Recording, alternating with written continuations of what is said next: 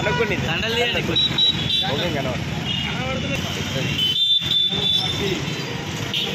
దగ్గర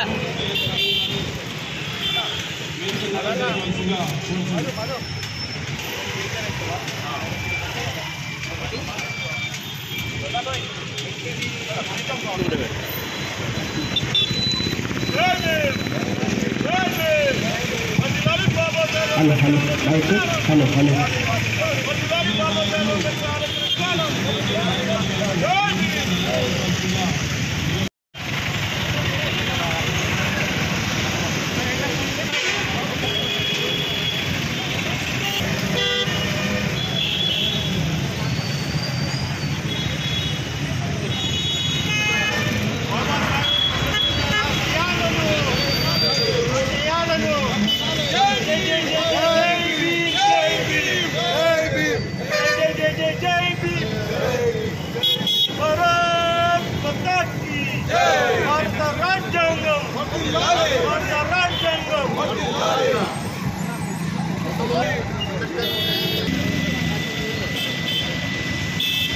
sir sir sir కొంచెం sir ఒక్కసారి చెప్పేది మనవి చేసుకుంటూ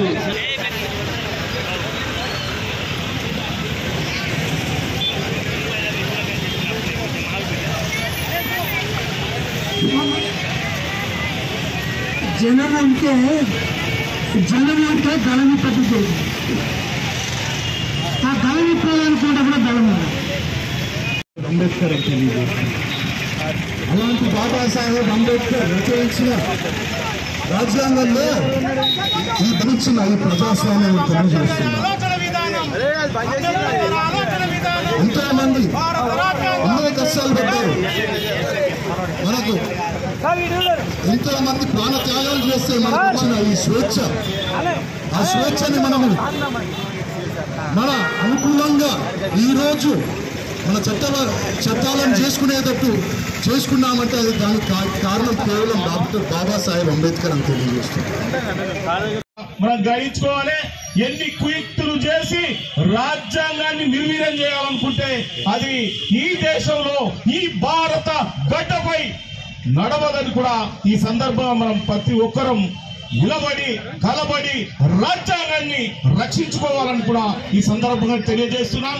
ఖచ్చితంగా రాజ్యాంగ రక్షణ విషయంలో ఒక అప్పీల్ చేస్తున్న ఈ వేదిక మీద ఉన్న పెద్దలందరి ద్వారా, ఈ కార్యక్రమంలో పాల్గొంటున్న పెద్దలందరి ద్వారా. ఎందుకనంటే రాజ్యాంగాన్ని మరి రాష్ట్ర కేంద్ర ప్రభుత్వాలు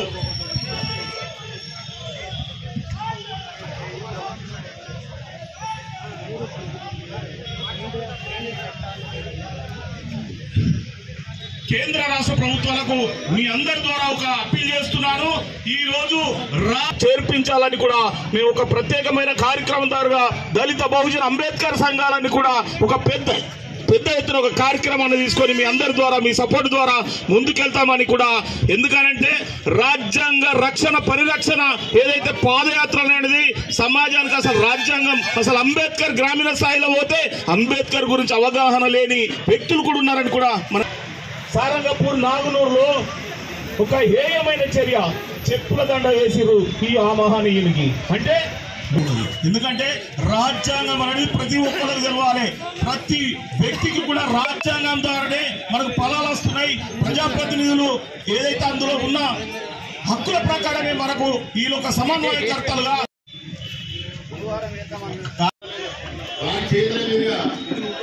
చేయాలని మనం చూస్తున్నాం.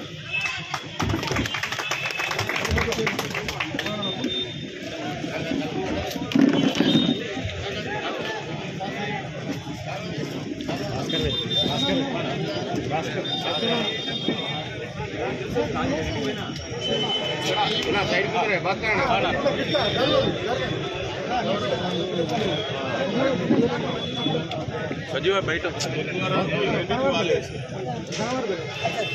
शोभन शोभन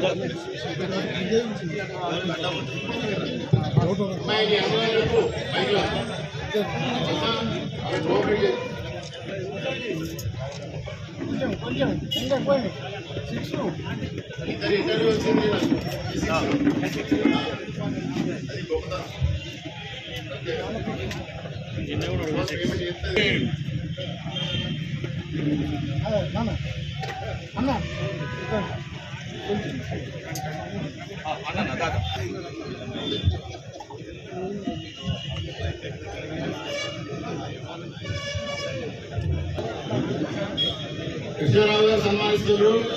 చప్పలు కొట్టండి.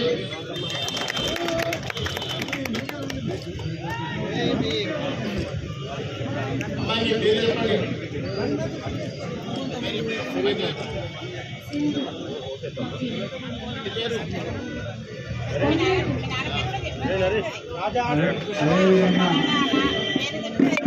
ఇద్దరు గొప్ప కార్యక్రమాలు జరిగింది మహిళలు కూడా. అదేవిధంగా మన వైద్య రాజరెడ్డి కూడా ఏదైతే భోజన కార్యక్రమం ఏర్పాటు చేసిందో వారు కూడా ఒక సన్మానం చేస్తుంది.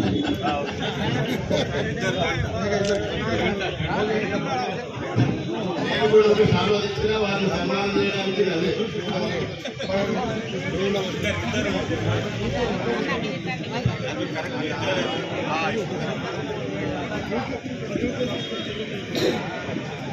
నవీన్ గారు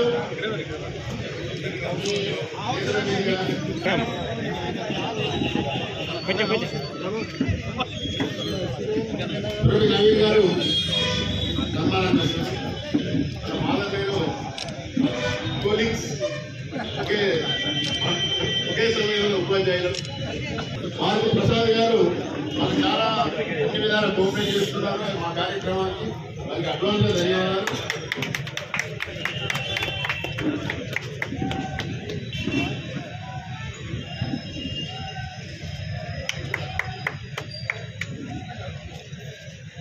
థ్యాంక్ యూ సార్. సమానంగా అంబేద్కర్ గారు చెప్పినట్టు మన సమాజంలో గౌరవించి వాళ్ళందరితో కూడా వాళ్ళు కూడా పనిచేసి మనతో కలిసి ఉంటేనే మన భారతదేశం బాబాసాహెబ్ అంబేద్కర్ చెప్పినట్టు అభివృద్ధి చెందుతుంది.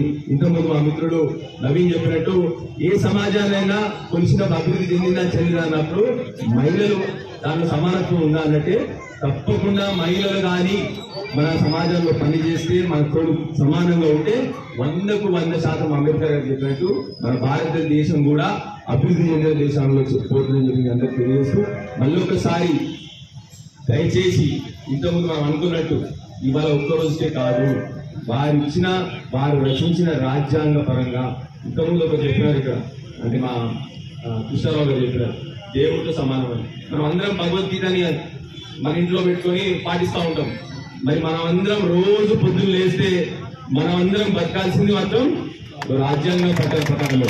సో భగవద్గీత ఎంత ఇంపార్టెంటో మన ఇంట్లో మన రాజ్యాంగం కూడా అంతే సమానము. ఎందుకంటే మనం బతికే విధానం రోజు పొద్దున సమాజంలో ఈ రూల్స్ ప్రకారమే, ఈ రచించిన రూల్స్ ప్రకారమే బతకాలి. కాబట్టి మనం దీన్ని కూడా సమానంగా గౌరవించాలి.